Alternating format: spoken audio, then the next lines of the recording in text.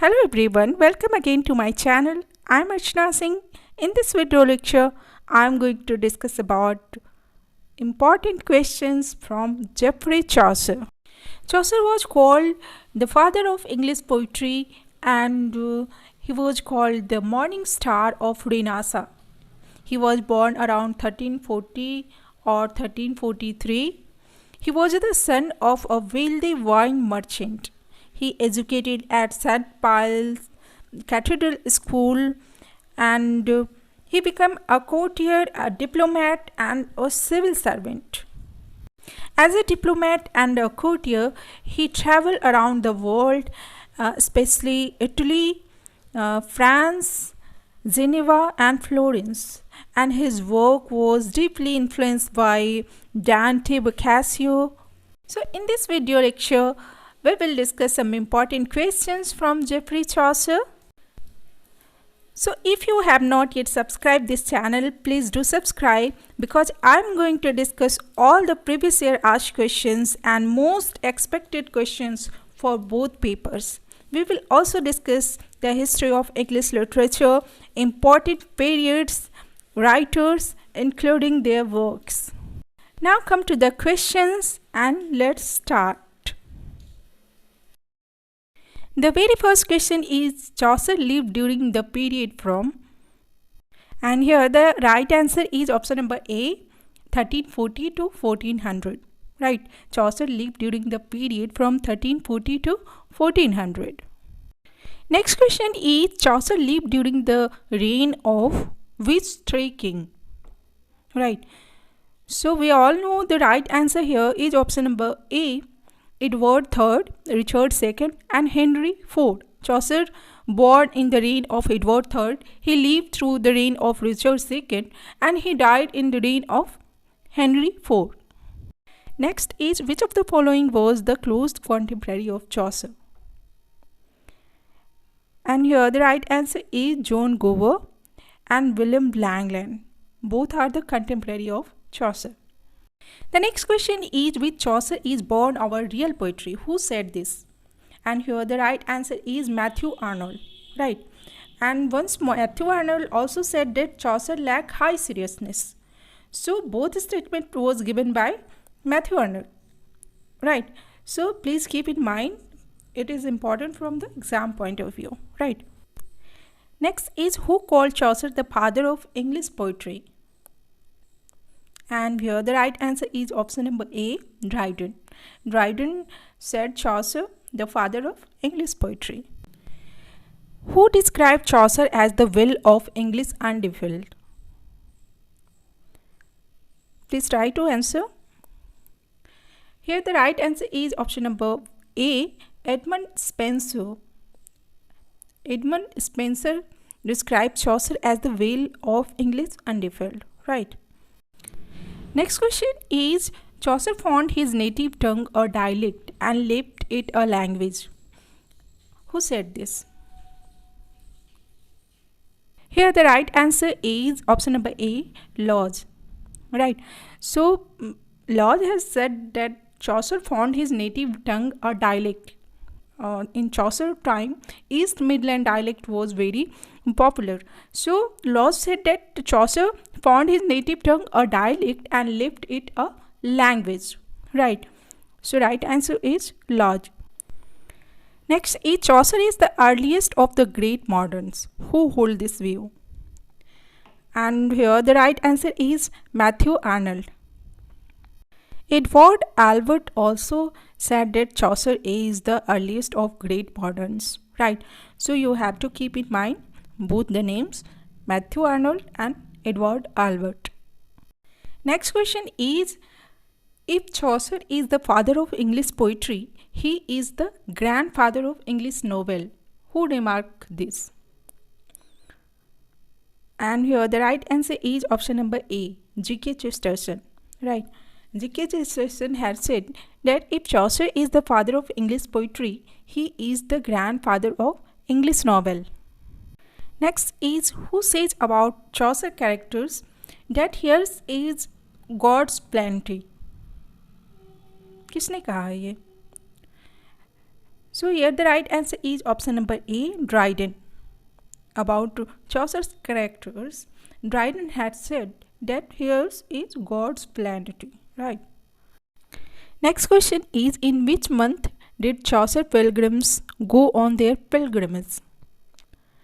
And here the right answer is option number A, April. Next question is, one of the tales in Chaucer Canterbury Tales is in prose. Which of the following is right? Which of the following tales is written in prose? This question was also asked in NET exam. So here the right answer is option number A. Right, Parson's Tale is written in prose. Next question is, how many women characters figures in prologue to the Canterbury Tales? And here the right answer is option number A. 3 women characters figures in prologue to the Canterbury Tales. 3 women character in Canterbury Tales is Fridays, wife of Bath, and second nun. Next is, how many ecclesiastical characters are portrayed in prologue? So here the right answer is option number B. There are 7 ecclesiastical characters portrayed in prologue to the Canterbury Tales. Right. These ecclesiastical characters are the priest, the friar, the monk, the parson, the clerk, the summoner, and the pardoner. Right. These 7 characters are portrayed from ecclesiastical. The next question is, how many pilgrims in prologue to the Canterbury Tales represents the knighthood class? Right. So here the right answer is option number A, 3 pilgrims. Next is, one of the portraits in prologue is that of the wife of Bath. We all know wife of Bath is a very important character in prologue to the Canterbury Tales, very important pilgrims. And what is Bath? This question was asked in previous NET exam. So here the right answer is option number A, the name of the town to which she belonged. Okay, the Bath is the name of the town to which she belonged. Right. He was as fresh as the month of May. This line occurs in the prologue. Whom does this line refers to? किसके लिए ये line बोला गया है कि he was as fresh as the month of May? So here the right answer is option number A. It was said for Squire. Okay, for Squire it was said that he was as fresh as the month of May. Who was Squire? Squire was the son of Knight. Next is, which of the following is Chaucer prose work? So here the right answer is option number A, Treatise on the Astrolabe is a prose work by Chaucer. Next question is, in which tale of Chaucer a daughter is killed by her father? And here the right answer is option number A, Physician's Tale. In Physician's Tale, a daughter was killed by her father. So the Physician Tale is very important tale, and the moral of Physician Tale is, the wages of sin is death. What is the moral of Physician's Tale? The wages of sin is death. Right. It is a moral allegory. It is a story of a man named Virginius. Right. And to save his virtuous daughter from a wicked judge, Virginius cut off her head. Okay, why Virginius cut off her head, her daughter head? Because he want to save her from a wicked person, a wicked judge. Okay. So like Nun Priest Tale has a moral that never trust a flatterer. So here also a moral that wages of sin is death. Next question is, who has been called the morning star of Renaissance? And here the right answer is option number A, Chaucer. And who was called the morning star of Reformation? So we all know the right answer is John Wycliffe. Next question is, which work of Chaucer was an allegory on the death of Blanche, the wife of his patron? Which work of Chaucer was an allegory on the death of Blanche? And who was Blanche? The wife of Chaucer patron. Right. So here the right answer is the Book of Duchess. The Book of Duchess is an allegory written by Chaucer on the death of wife of his patron. So the question was also asked in previous NET exam. So all the questions are very important. Please go through all these questions. If you have not yet subscribed this channel, please do subscribe, because I am going to discuss in coming days all the history of English literature, important ages. We will also discuss previous year asked questions and most expected questions of all ages and great writers. So please do subscribe. Next question is, which of Chaucer work has the Trojan War as its background? And here the right answer is Troilus and Cressida. Okay, Troilus and Cressida is a very important work by Chaucer, and it was written during his Italian period. Right, we can divide Chaucer works in three periods: French period, Italian period, and English period.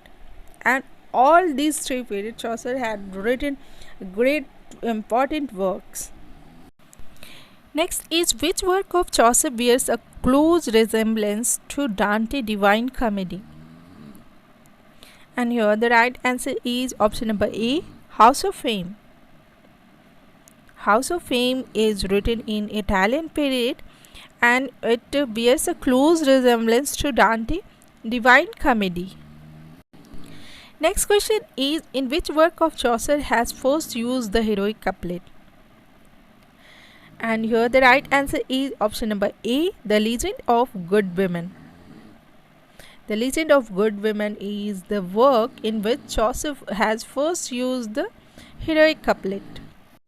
Next question is, in the prologue, which character is fond of hunting and riding? So here the right answer is option number A, Monk. Okay, although Monk was an ecclesiastical character, but he did not believe in that. He believed in hunting and horse riding. Next work is, which of Chaucer works celebrates Saint Valentine days? And here the right answer is option number A, Parliament of Fowls, in which Chaucer celebrates Saint Valentine's Day. One more question asked in previous NET exam, that which work of Chaucer is a debate poem and it's a puzzle. So right answer is Parliament of Fowls. It is a debate poem, it is a puzzle, and it celebrates Saint Valentine's Day. Next question is, which of the four chief dialects that flourished in the pre-Chaucerian period became standard English in Chaucer time? And here the right answer is the East Midland dialect. Right. Next is, there is something common between Boccaccio, Philostrato, and Chaucer's Troilus and Cressida. Right.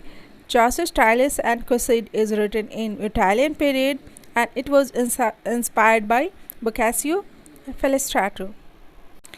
Next is Amor vincit omnia in Chaucer prologue, which means, and here we all know the right answer is love conquered all. Right, and it was a brooch via by Priris, in which it was written love conquer all.